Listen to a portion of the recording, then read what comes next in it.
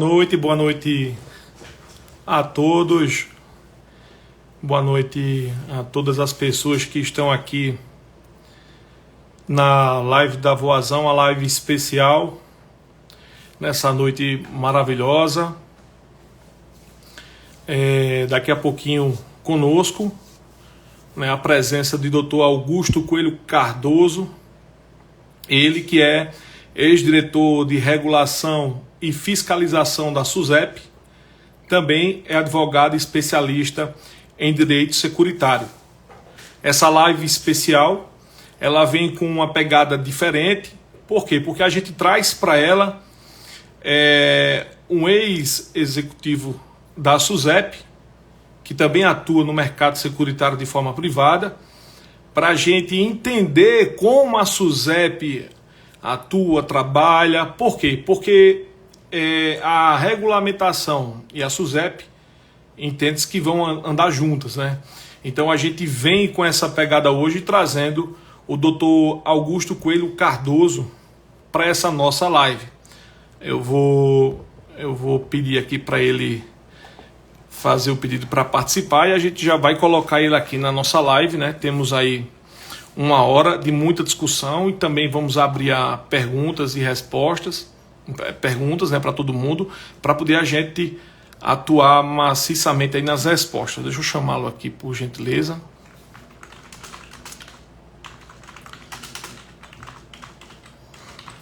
Agradecendo desde já a vocês que estão aqui conosco, né? Lembrando que essa live a gente vai deixar gravada aqui no perfil no feed da Voazão Auditos.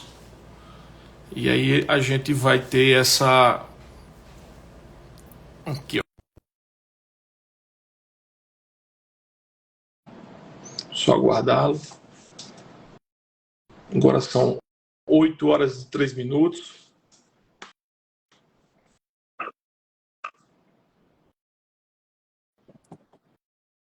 Opa! Fala, meu amigo, como é que vai? Tudo bem? Fala, doutor. Tudo bem, garoto? Maravilha, graças a Deus. E o colega, como é que vai? Tá tudo bem, graças a Deus. É um prazer tê-lo aqui conosco, viu? Em nosso canal. Poxa, o prazer é meu. Queria te agradecer o convite, a oportunidade da gente falar um pouquinho do que vem pela frente aí, falar um pouco da autarquia, da experiência, como funciona, da criação, do mercado regulado, o que vem para as associações, o que vem para as cooperativas, enfim, fazer um overview aí, um sobrevoo no que a gente tem pela frente, né? E a oportunidade é muito boa. Já teria acontecido se não fosse essa catástrofe aí no Rio Grande do Sul, né, que paralisou o Congresso, enfim, redirecionou as ações do governo federal, do próprio parlamento, senão a gente já teria essas novidades, boa parte delas implementadas. Mas estou à disposição, toca lá. Tá ok, doutor. A gente preparou uma pauta, né, para essa nosso bate-papo, que ela vem com a introdução sobre a SUSEP, um breve histórico do contexto legal, a legislação aplicada ao seguro, coisas que são extremamente relevantes, que ainda não foi tocado por esse mercado, para depois a gente chegar especificamente na lei de regulamentação, para que as pessoas que nos assistam tenham um conhecimento um pouco mais completo, ainda que de forma resumida, mas eles saibam onde buscar as informações, né? Então, para a gente dar início, eu queria já antecipadamente agradecer novamente e trazer já uma novidade para vocês que estão nos assistindo, né? O doutor Augusto Coelho Cardoso, fazer essa apresentação para ele aqui, qualquer coisa, depois ele incrementa. O currículo desse homem é gigante, mas eu vou resumir aqui como o ex-chefe de fiscalização da SUSEP, certo? Ele é o ex-chefe, somente o ex-chefe de fiscalização da SUSEP e que atua no mercado securitário em todos os ramos. Então é importante salientar isso, a experiência e o know-how dele no direito securitário é incomensurável. Então, doutor, muito obrigado novamente por essa participação, né? E no final eu vou dizer o contexto de que ele vai fazer parte aqui junto com a Voazão, tá bom? Então, assim, como é que a gente pode definir a SUSEP para que as pessoas entendam o que é SUSEP? As pessoas misturam Conselho Nacional de Seguros, misturam com SUSEP, acha que um fiscaliza, o outro não. A SUSEP em si, o que é ela? Vamos lá. dando uma passada pelo que é a SUSEP. Na verdade, a SUSEP é uma autarquia vinculada ao governo federal, ao Ministério da Fazenda.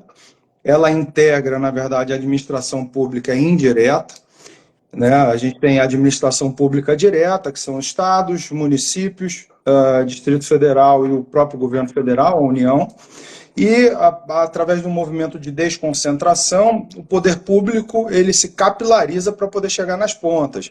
E ele faz isso através da administração pública indireta, com autarquias, fundações públicas, empresas públicas, como é o caso da Caixa Econômica Federal, e como é o caso da SUSEP, que é uma autarquia responsável não só pela fiscalização, mas também pela regulação do mercado de seguros no Brasil.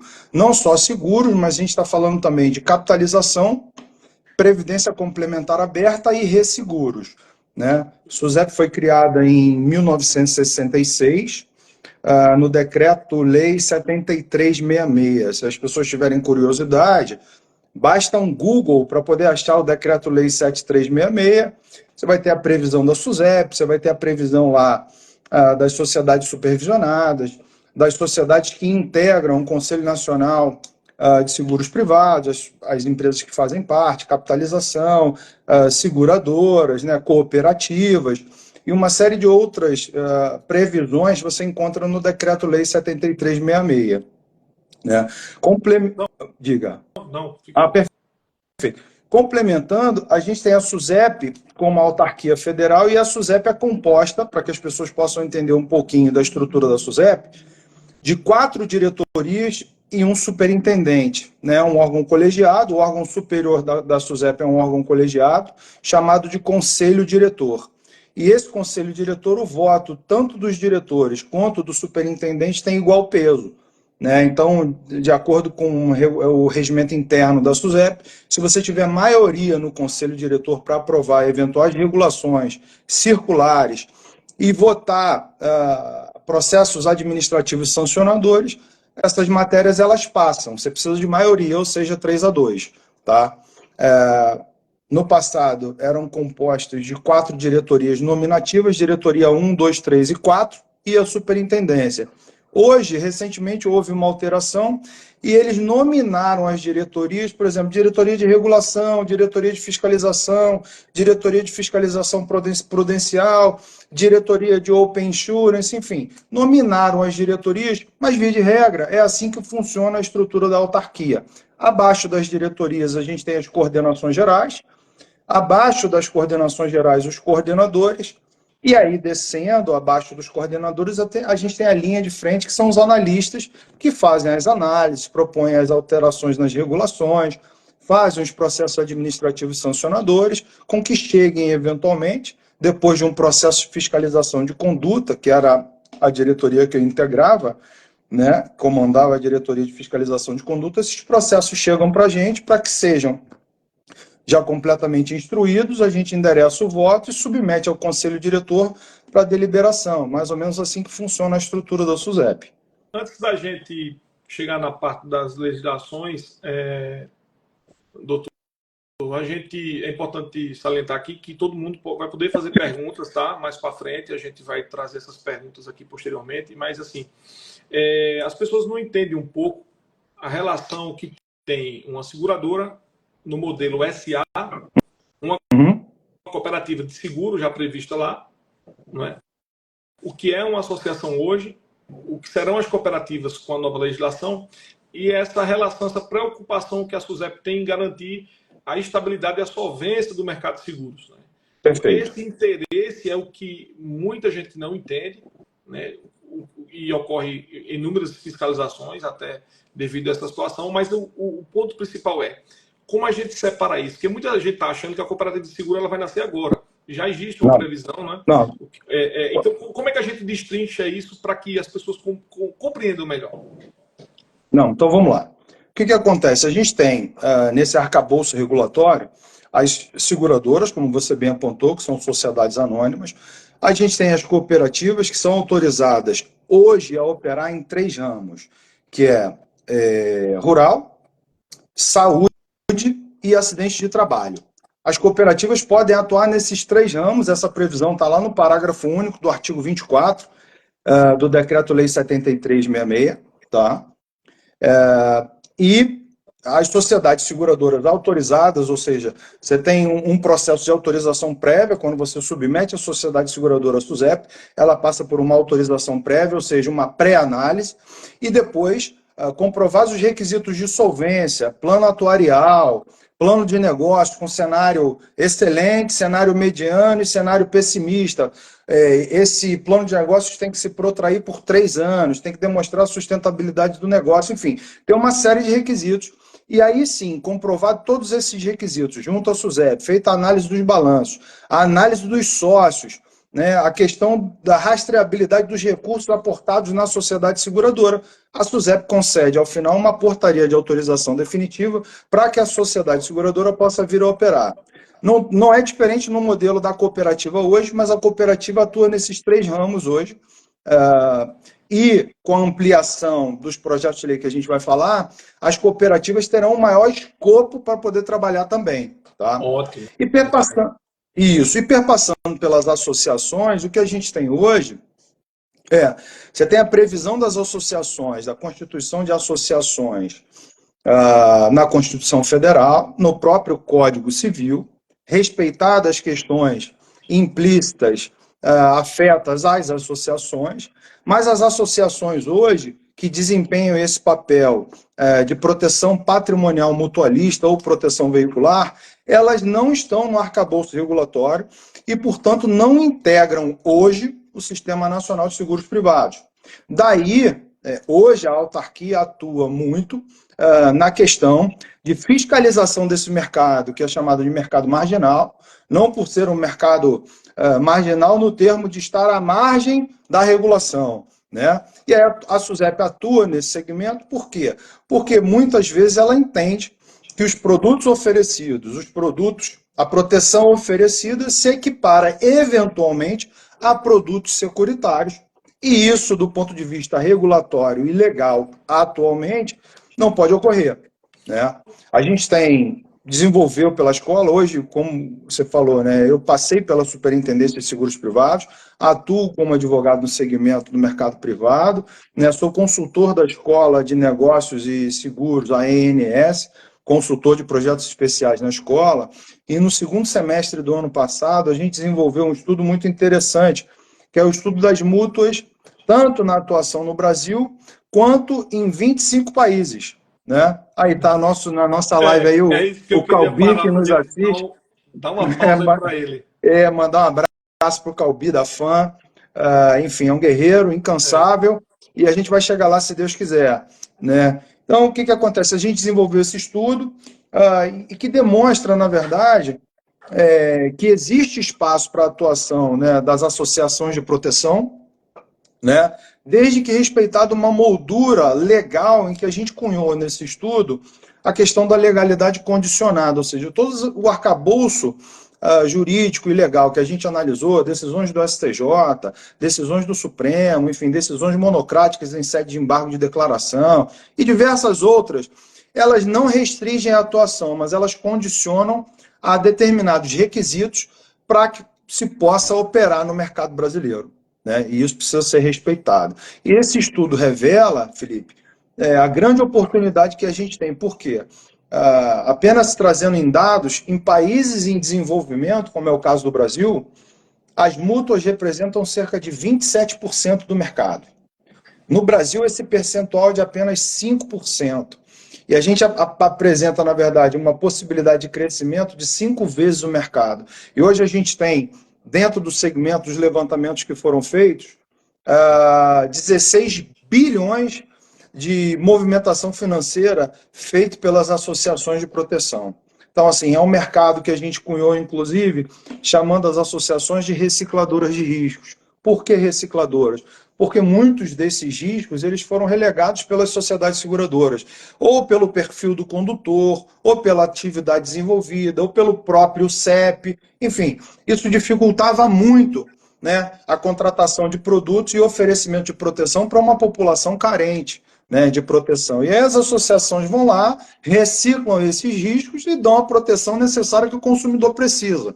Então, essa atividade tem que ser respeitada e, sobretudo, regulamentada, né? Já há um consenso, quando passei pela autarquia, né, de que o movimento das associações de proteção veicular, né, a proteção patrimonial mutualista, como o nome está cunhado agora, né, nos projetos de lei que tramitam, eles precisavam ser regulamentados e não mais combatidos. A gente tem que trazer para dentro do guarda-chuva regulatório, né, tributário, essa atividade. Porque gera renda, né, recurso, emprego. Então, assim, essa atividade precisa ser regulada e regulamentada para que a gente possa garantir ao consumidor a proteção na ponta, que é o interesse de todo mundo. Garante que o consumidor, profissionaliza as entidades, né? Exatamente, exatamente. Um ponto importante aqui, gente, é o doutor Augusto, juntamente com o doutor Marcelo e Cláudio Contador. E Cláudio Contador é o nome dele, ele não é contador, não, é que Cláudio Contador, né? Mas tem uma história do nome dele. Tu sabe a história, o nome do Cláudio Contador? Sei não. É italiano, é italiano. O pai dele, rapidamente, era italiano, e aí na Segunda Guerra, né, ele vem para o Brasil preocupado e tal, e aí o nome era Contatore.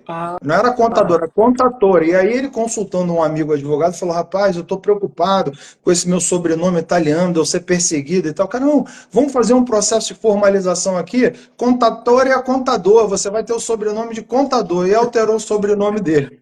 Pronto. Eles escreveram um livro fabuloso sobre as mútuas. Após a live, esse livro vai estar disponibilizado através de um link em PDF no nosso Instagram, para quem quiser baixar e ter acesso a um dos maiores estudos, na realidade, o maior estudo sobre mútuas já feito, eu acredito que a nível mundo, viu? No Brasil é um ineditismo. Pioneiro, né? É o pioneiro.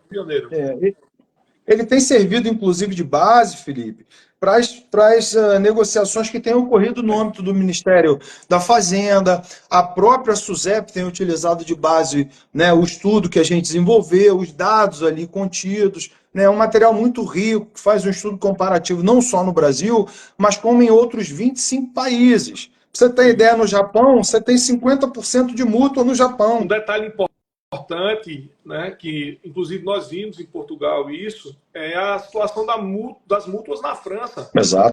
É um absurdo. Eu acredito que o país mais mutualizado, vamos dizer assim, é a França. É a França disparadamente.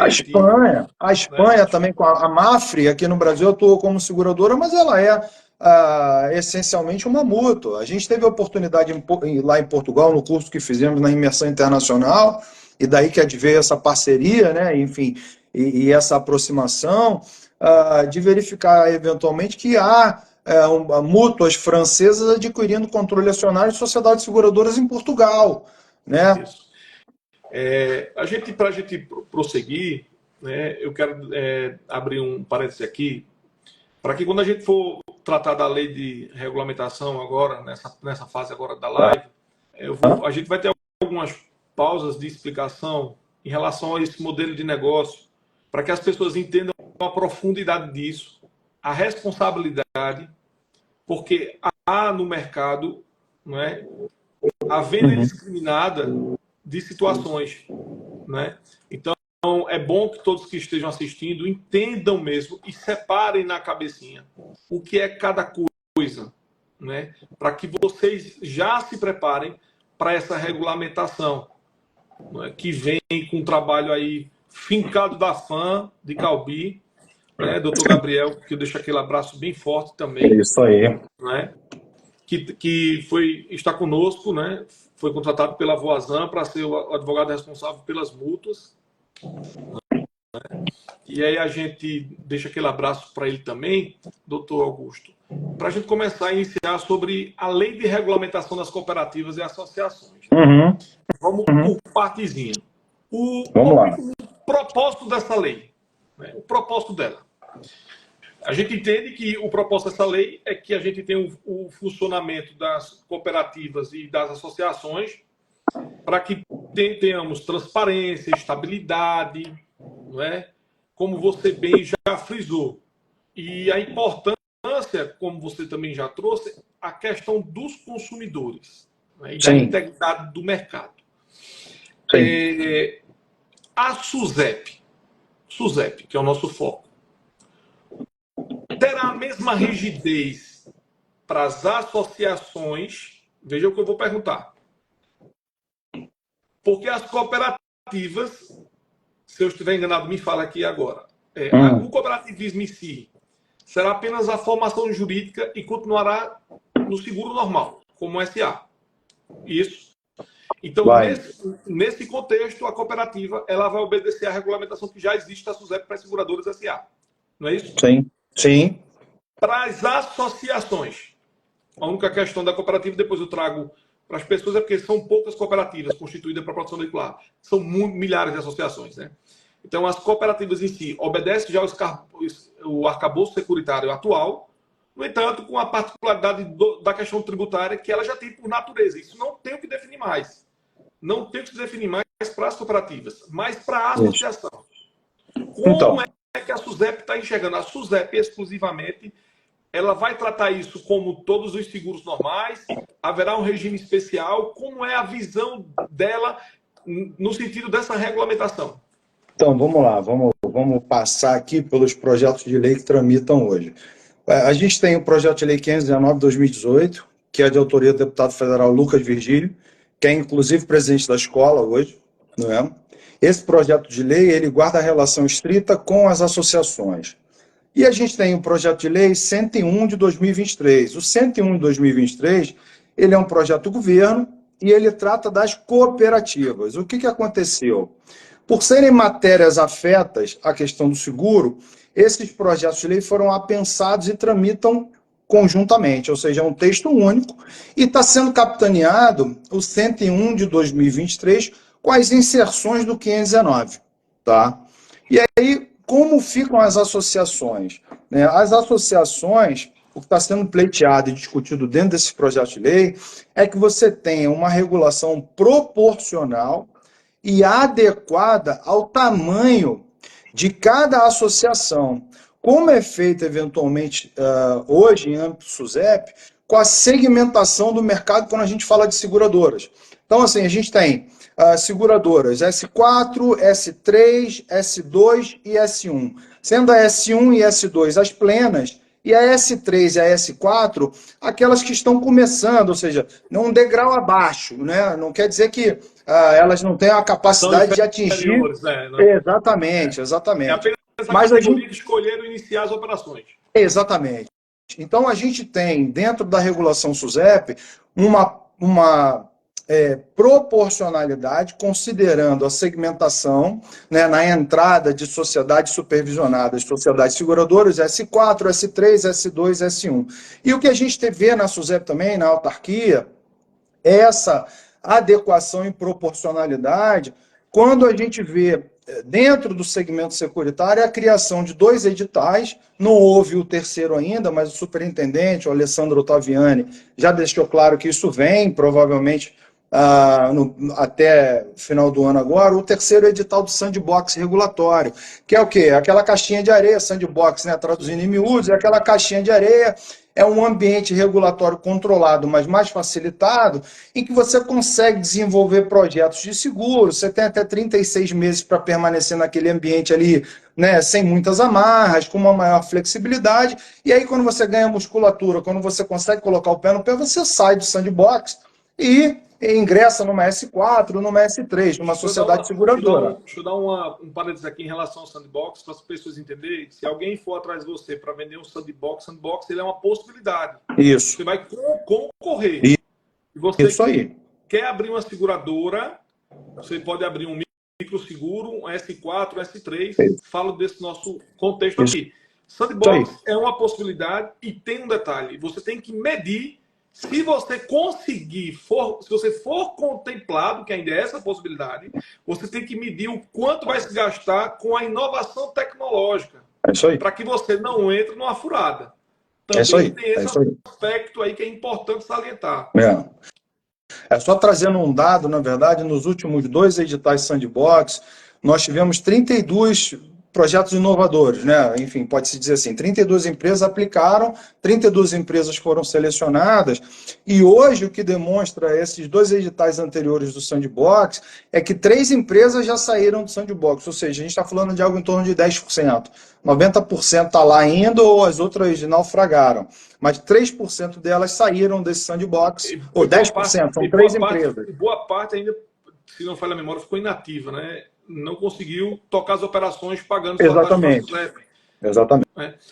Exatamente. Aí, prosseguindo, em relação a esse modelo. E aí, né? Isso, aí como é que ficam as associações? As associações são contempladas nesse novo modelo de legislação que vem, mas as associações terão que se constituir, né, se vincular a administradoras, que serão sociedades anônimas. É mais ou menos como funciona a questão de estipulante. Você tem o estipulante, a sociedade seguradora por trás, né, e assim vai funcionar com as administradoras, que serão constituídas como SAs, e você terá penduradas nessas administradoras as associações de proteção, as associações de proteção patrimonial mutualista, levando em consideração que as administradoras terão que ter patrimônio destacado, regras de solvência, planos atuariais, cálculos atuariais para produtos, elas não podem sofrer nenhum tipo de constrição de patrimônio, nem nenhum tipo de liquidação, por exemplo, decretar falência, receber eventualmente penhoras. Por quê? Porque os valores que estão destacados nas administradoras garantem os riscos, as operações, exatamente. É exatamente assim que está a configuração. E a SUSEP entende, e o que está sendo pleiteado é que você tenha regras proporcionais para o tamanho de cada associação, né? Então, assim como existe para a sociedade seguradora, como há essas regras para as sociedades seguradoras, S4, S3, S2 e S1, o que se pretende é que se crie um modelo com razoabilidade e proporcionalidade, assim também para as associações. Uma coisa interessante para frisar aqui, doutor Augusto, a gente sempre preocupado também com os presidentes de associação, porque é um mercado que se vende tudo, né? Se oferece tudo. Gente, não é porque vai se ter um SA que amanhã você vai correr abrir um SA. Primeiro, um SA é um escopo específico de formação, né, empresarial.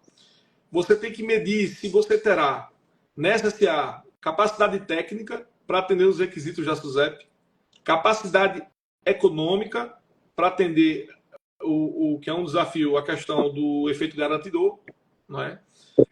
E também o know-how para implantar governanças, compliance, etc. Então, não adianta você pegar agora, vou abrir um SA e vou estar regulamentado. Isso não existe, é mentira. Então, se você amanhã estiver abrindo um SA para dizer que está regulamentado e que vai estar regulamentado, é uma mentira. Entenda que você está saindo de um mercado em que você pode tudo e faz tudo para um mercado, certo? De fato, em que há regras. E se as regras, os pré-requisitos não forem estabelecidos, vocês não poderão atuar. Então, é importante, desde já, sim, preparar a sua equipe, entender o que é uma governança dentro de uma entidade sem fim lucrativo, dentro do mercado empresarial, se você tiver a capacidade de um SA, como se faz para ter um compliance empresarial, que é praticamente tá dentro da mesma coisa. Como você vai gerir uma estrutura dessa baseada em um mercado de seguros. Isso aí, mercado regulado. Né? Dentro do mercado regulado, é isso aí. E já trago um spoiler aqui para vocês, que a escola, essa semana, na semana passada, na verdade, assinou a Escola de Negócios e Seguros, a ANS, assinou um termo de cooperação e parceria com a FAM, né, em que a gente vai desenvolver produtos e cursos específicos para a capacitação desses profissionais. E um desses cursos que está no forno aí, que a gente está trazendo aí, na verdade, é uma certificação avançada em gestão de mutualismo e operadoras, para capacitar e nivelar todo mundo e dar esse sobrevoo, esse overview, esse aprofundamento, para que as pessoas tenham, como você falou, conhecimento das necessidades dos requisitos, né, e das obrigações que implicam trabalhar no mercado regulado.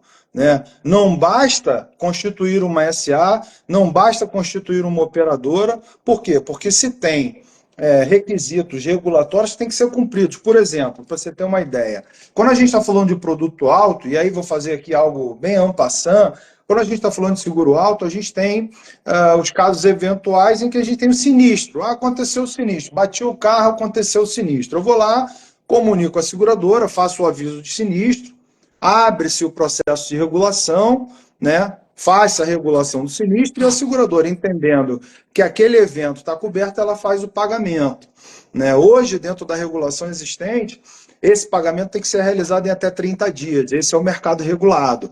Né? A gente sabe que eventuais produtos nesse sistema, às vezes o prazo é um pouco maior para que você conclua a regulação e realize o pagamento. No segmento de alto, mercado regulado, a gente está falando do processo de regulação e pagamento do sinistro coberto, desde que ele tenha cobertura, o prazo na regulação, o SUSEP é de 30 dias. Então, assim, o que vai ter que ser feito é uma adequação, e essa adequação tem que vir, porque senão o que vai acontecer, na verdade, é que você está infringindo, né, a legislação infralegal, que são regulamentos, resoluções, circulares. Esse é só um overview do que vem pela frente e da necessidade de capacitação do pessoal que trabalha aí na linha, ou seja, é o pessoal de monitoramento, é o pessoal de regulação de sinistro, é o pessoal de peças, substituição, financeiro, contabilidade, gestão de risco, tudo que envolve a atividade, da ponta A até a Z, vai ter que se capacitar. Eu digo o seguinte, doutor Augusto, a gente faz 2 anos e meio que eu sumi de redes sociais, praticamente assim, da Vozan. Né? A gente voltou esse ano. E faz 2 anos e meio que a gente vem se preparando para esse momento agora. Né? Inclusive, lançamos a nossa SA, né? E essa SA, ela hoje fechou um negócio com uma multinacional na área de tecnologia. Então, a gente vem com uma das maiores empresas de software do mundo, certo? Para atuar dentro dessa possível gestora, ou para que a gente possa dar suporte a essas mini gestoras, né? Ou para as associações. E isso é de extrema importância, porque o que eu entendi, o que eu venho conhecendo e aprendendo todos os dias com o mercado securitário é algo inimaginável. Né? Hoje a gente está falando de uma regulação que vai trabalhar só com patrimônio, mas a gente tem um mercado hoje de vida que é infinitamente gigante. Então as pessoas não entendem a dimensão disso. O que é importante frisar é a capacitação, como você bem falou. A ANS é a escola com a qual eu estou finalizando minha graduação. Perfeito. Em gestão de seguros, né? Me senti, eu digo vou fazer, porque é importante. Fantástico. Eu quero abraçar também nosso amigo Renato, Perfeito, que está aqui com a live conosco. O Renato é um cara 10, então a ANS ela é fantástica no ensino, abre portas de forma gigantesca. Também abraçar a todo esse grupo, né, de educação que hoje faz a ANS. E uma coisa que é interessante a gente frisar é o modelo que foi adotado, como o doutor Augusto falou. Esse modelo de gestora, o que vai caber especificamente só para a associação? Patrimônio. Só a gestão do risco. Riscos patrimoniais. Para as administradoras é que serão as responsáveis por garantir os riscos, garantir as operações. As administradoras terão É como se eu tivesse dito assim hoje. Eu tenho uma associação hoje, na prática.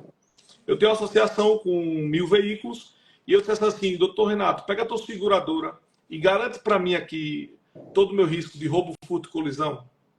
Exatamente.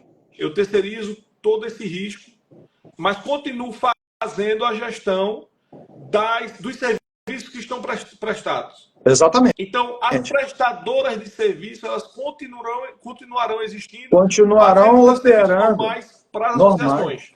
Normais, continuarão operando, continuarão prestando serviços normais, e outras administradoras poderão, eventualmente, contratar resseguro para os riscos que elas estão assumindo. Então, assim, não só o patrimônio dela vai garantir, mas como ela pode diluir esse risco, eventualmente contratando resseguro também, tá?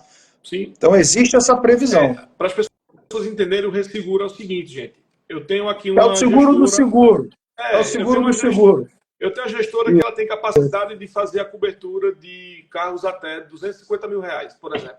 E aí, carros de meio milhão eu não tenho capacidade. Então, eu terceirizo esse risco para uma outra seguradora maior do que a minha. Exatamente isso. A gestora poderá contratar o resseguro, então, das seguradoras. Uma outra pergunta. Vai. Uma seguradora vigente, um S4, um S3, ela poderá garantir os riscos também dessa associação, independente da gestora? Não vejo essa brecha na legislação por hora. Não vejo por hora. Mas faz sentido, Boa né? pergunta. Não faz sentido? Faz sentido. Não faz sentido. Se eu vou ter uma gestora para garantir risco, na verdade eu tenho uma seguradora ali.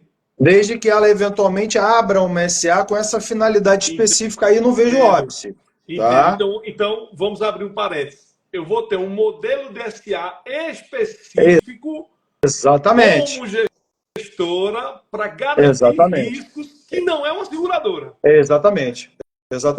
E que vai passar a integrar o Sistema Nacional de Seguros Privados, vai passar a integrar a regulação, vai passar a ser fiscalizada pela SUSEP, enfim. E há outros desdobramentos, eventualmente, quando ela passa a fazer parte do Sistema Nacional de Seguros Privados. Por exemplo, pode reivindicar uma cadeira no assento do CNSP, por exemplo. Certo. Uma coisa interessante também.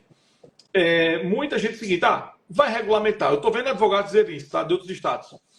Como a gente atua no Brasil todo, a gente conhece muita gente. Então, Felipe, vai regulamentar, mas eu não preciso da regulamentação, porque eu encontrei o modelo certo de atuar com uma associação de proteção veicular. O que é que eu digo para essas pessoas? O que é que eu acredito nesse mercado? Beleza. Eu não estou dizendo que ele não pode atuar e tentar na justiça ficar pleiteando se é associação ou não é. Eu não estou discutindo isso. O que vai ser interessante é o seguinte: cada entidade dessa regulamentada, ela vai ter um número de registro na SUSEP. Exatamente. Aí, meu amigo, o próprio mercado vai lhe matar. Porque ele vai dizer isso aí. A minha tem registro, a sua não tem. Não tem. Como é que você vai sobreviver no mercado regulamentado pensando dessa forma? É exatamente isso. Esse é exatamente o ponto nodal, né, que vai se colocar aí a partir do momento da regulamentação. Quem tem registro, quem não tem registro. Uma coisa importante é o diferencial. Uma coisa importante que a Albi trouxe é o seguinte, que aí, aquela pergunta que eu fiz, né? O que ele acredita, né, e é verdade, não desvirtuar da característica principal dessa situação, que é o rateio. Nós vamos... Então, o risco que eu garanto, na verdade, é um risco... Como é que eu posso dizer? Diluído entre os associados, desde que você tenha uma despesa pretérita e ela é rateada. Subjetivo, é um risco subjetivo. Porque se eu tenho um rateio, é um risco subjetivo para garantir, para ela ali não dar calote.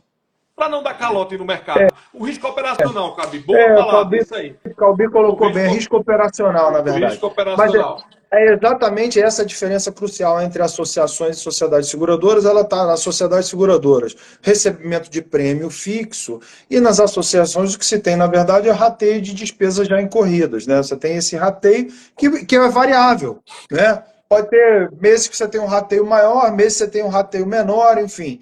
Mas o Calbi colocou bem essa questão de risco operacional quando a gente fala. Responsabilidade dos dirigentes, das associações e das operadoras. Um é passivo da outra. Vai existir. Como você desenha isso? Não, vai existir, e segundo a previsão que consta na última versão que circulou, ela é uma responsabilidade solidária. Respondem os dois. Aí é um outro ponto interessante. Muitas pessoas acreditam também, por exemplo, vamos supor que um grande player do mercado ou alguém com bastante condições e quer fazer guarda-chuva em 50 associações, como gestor. Então todo mundo vai acreditar, eu vou continuar com a minha associação, que aquela entidade ali, ela vai me garantir. Só que o risco solidário vai travar a porta da turma que não age corretamente. Então, gente, se você tem uma entidade que já não está atuando da forma como deve ser, dificilmente você vai ter esse crédito de ter o risco comparado por um SA. Não é? Então, cabe rever os conceitos, né, e da forma que você atua hoje nesse mercado. Como você vê, doutor, o impacto disso no mercado securitário? Felipe, eu não.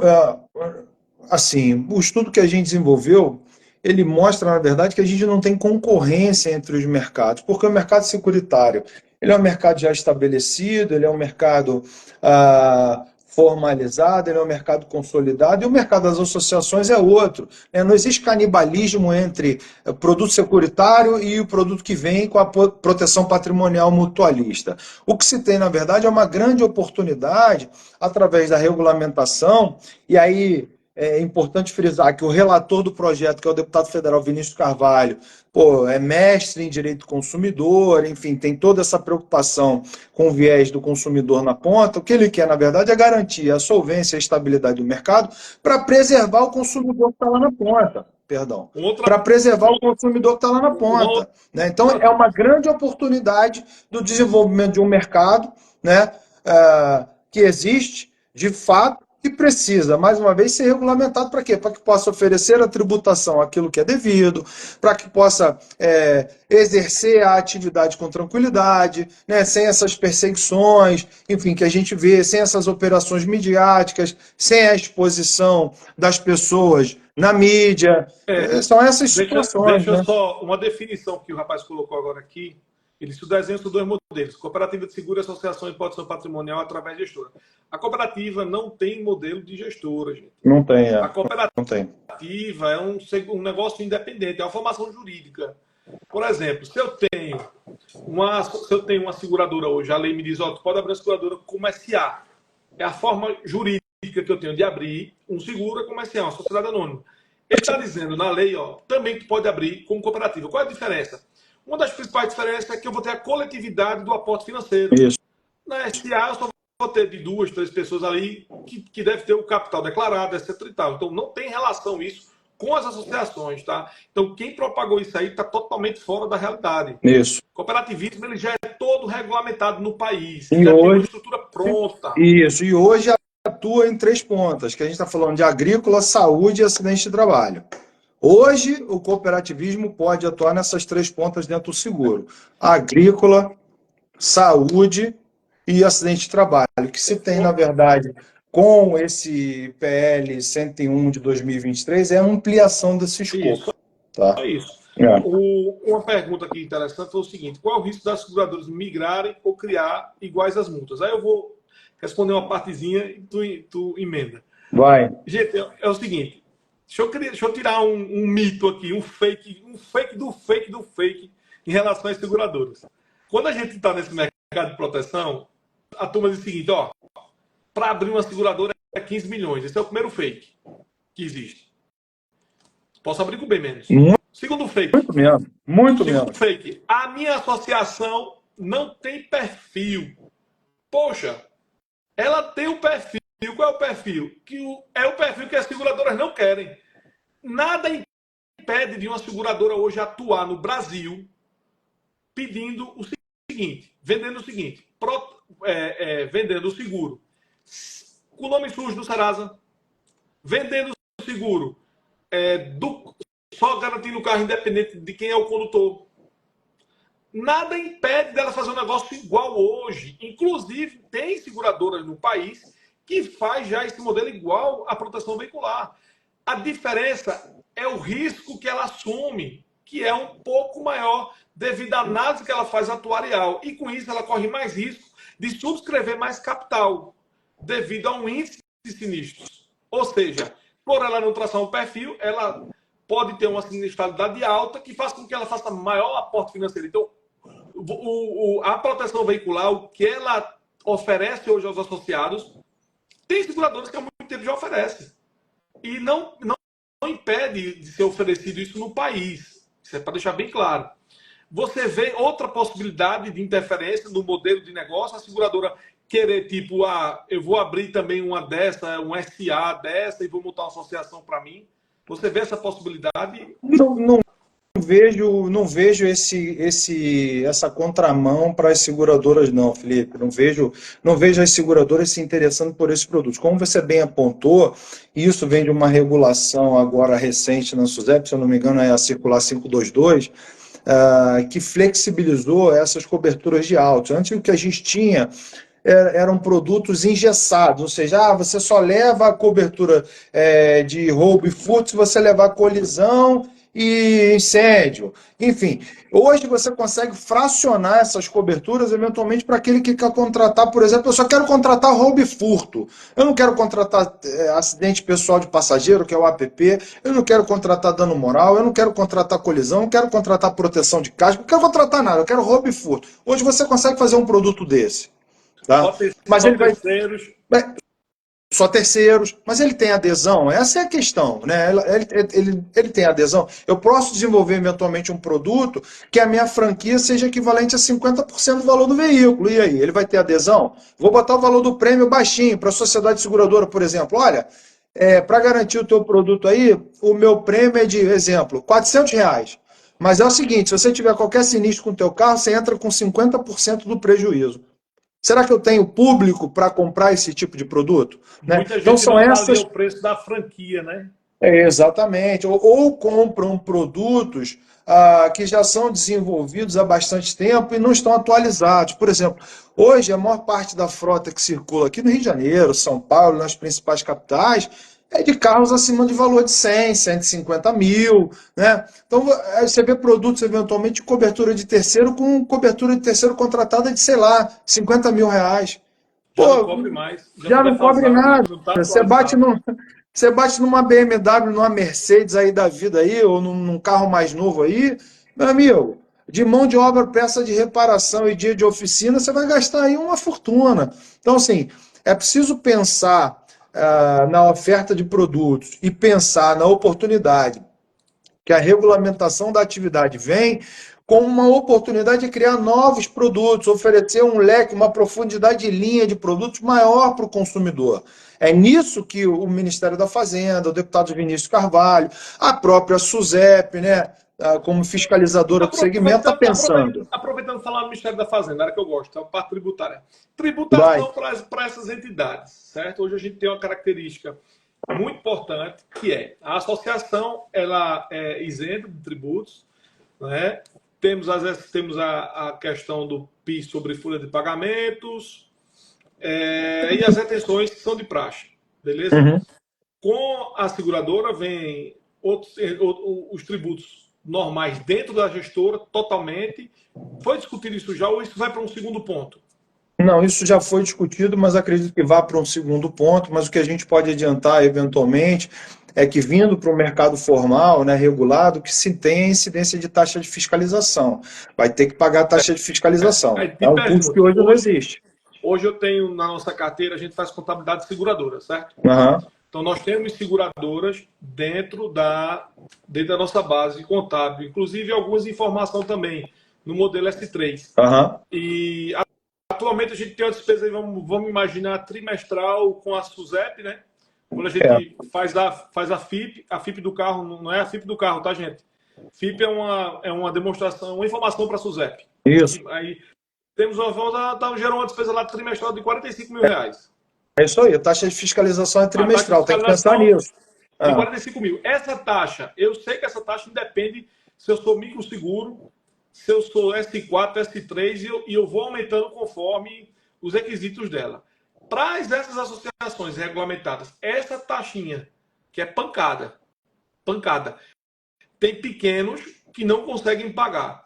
Ela vai ter vai ter um valor diferente ou a SUSEP vai manter o padrão dessa cobrança dessa taxa? Indo ao encontro disso que você está falando, eu acredito muito provavelmente que a regulação, a hora que a legislação for aprovada, a regulação vai ter que se debruçar sobre isso e criar uma proporcionalidade e uma tabela proporcional, porque é aquilo que eu estou te dizendo.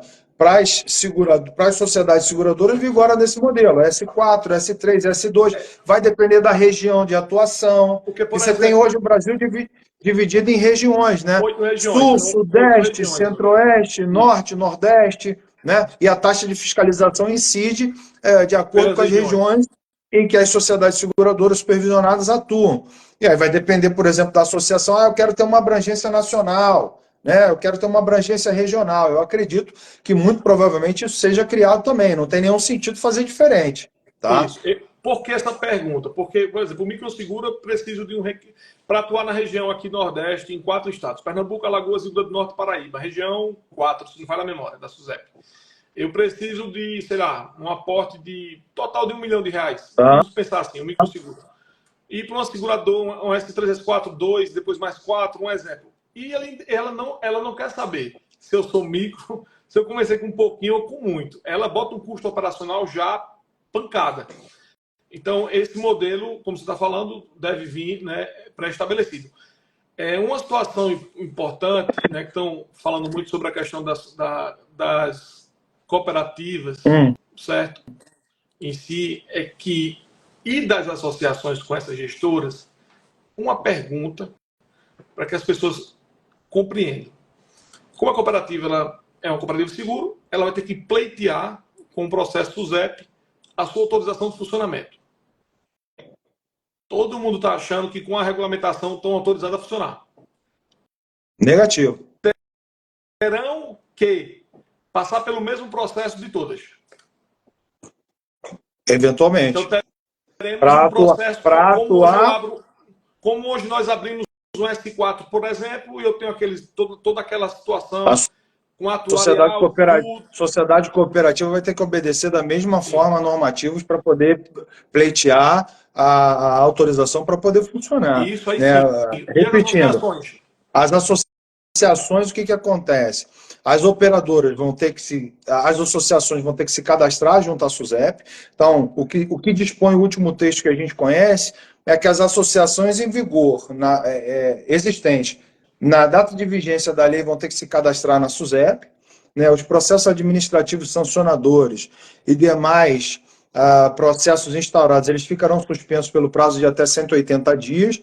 Tá, esse prazo já foi reduzido, já foi ampliado, mas o que se tem notícia hoje é que a gente está falando de 180 dias, ou seja, algo em torno de 6 meses, para que as associações possam se vincular às operadoras, ou seja, às administradoras, constituídas sob a forma de SA, e essas SAs terão que pleitear junto à autarquia o processo de habilitação, constituição, enfim, para virem a operar.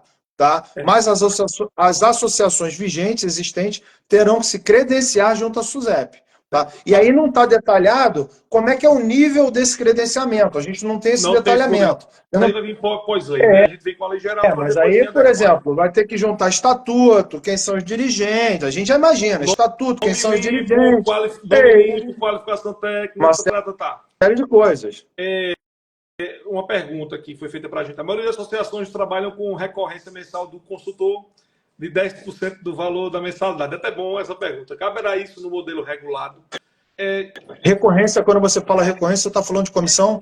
É uma comissão de 10% recorrente. Como a associação ela cobra mensalmente, seria 10%. Eu vou passar a seguradora funciona da mesma forma. Da mesma forma. É porque eles não têm noção de como é que funciona por dentro. Eles acham que a seguradora está pagando à vista o corretor. Não. Muitas vezes os prêmios eles são diluídos em 10 vezes, né? Isso. Então o segurado paga ao longo do ano inteiro, né? E a comissão às vezes é inclusive superior a essa margem de 10% aí, em determinados produtos. Eu vou falar aqui de um cálculo simples para que as pessoas entendam que estão nos assistindo. Depois a live vai ficar gravada. Pega esse cálculo aí na mão, faça esse cálculo em casa para você ver como funciona. Né? Ou depois eu faço aqui na live. Mas o que acontece? A seguradora, ela paga de 15% a 25% de comissão para um corretor, certo? Toda a contabilização disso, gente, ela é feita através de prorata dia. Então, ela é espalhada durante todo o ano, vamos assim dizer, e ela é contabilizada mensalmente de acordo com os recebimentos. Então, é praticamente a mesma forma que se faz. A diferença é que uma seguradora ela ganha 5 vezes mais do que uma associação e do que uma cooperativa, se fosse ter fins lucrativos. Por quê? Porque uma associação ela tem uma permanência média de um associado de 4 meses. E ali vamos imaginar que ela esteja garantindo um prêmio de R$ 1.200, certo? Ali ela tem 1.200 de um associado que vai pagar R$ 100 por mês. Um exemplo. e uma seguradora paga 1.200. Então, ela só tem R$ 400 para contar, sem do consultor, sem de rastreador, mas sem de outras despesas. Então, ela garantiu um risco, um exemplo, de 30 mil por R$ 100. Enquanto a seguradora recebeu os 1.200 do ciclo, pagou todos os tributos, comissão, tudo, e vai ter um lucro de R$ 600, R$ 700 desse prêmio, desse produto. Então, é 5 vezes maior, e muita gente não faz esse cálculo, e há uma briga no mercado por o preço na taxa administrativa, nas prestações de serviço, que às vezes fica muito barato e a conta não fecha e no que dá, como a gente vê, as questões judiciais. A gente está chegando ao final aqui, temos só a parte dos desafios. Só fazer um adendo aqui, eu acho importante registrar, a gente tem a presença, mandar um abraço para o Gustavo Crocetta Carbone, lá do Santa Catarina. Gustavo, um abraço. Gustavão, um abraço, Gustavo. Temos a ilustre presença aqui do presidente da FENACOR, Armando Virgílio, que demonstra a importância do tema, sobretudo para a distribuição no Brasil, né? A gente tem hoje, e são dados importantes, precisam ser revelados, que 90% da distribuição de seguros ela ocorre pelas mãos dos corretores de seguros no Brasil. A capilaridade dos corretores de seguros, ou seja, uma oportunidade para capacitação do pessoal. Existe a oportunidade, no projeto de lei está contemplado, inclusive, que os corretores poderão ser intermediários legalmente autorizados à comercialização desse novo produto que surge aí. Então, o consultor atual da associação, ele vai poder vender do jeito que ele está, na loucura que ele está ali. Na verdade, ele vai precisar se capacitar. É com